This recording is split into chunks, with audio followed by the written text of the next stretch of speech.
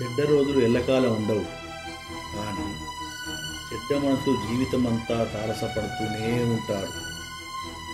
ఎవరైనా మనల్ని గాయపరిచినప్పుడు దానిని ఇసుకపై రాయాలి. క్షమించడం అనే గాలి దానిని చెరిపేస్తుంది. ఒకవేళ ఎవరైనా మంచో మేలో చేస్తే దాన్ని రాతి మీద రాయాలి. అది కాలాలను దాటి ఎప్పటికీ చెక్కు చెదరక ఉంటుందని. జీవితంలో కూడా మర్చిపోవలసిన బాధలు ఇసుక మీద రాయాలి. గుర్తు పెట్టుకోవాల్సిన సంతోషాలను రాతి మీద బలంగా రాసుకోవాలి. అప్పుడే జీవన మాధుర్యాన్ని అనుభవించగలం.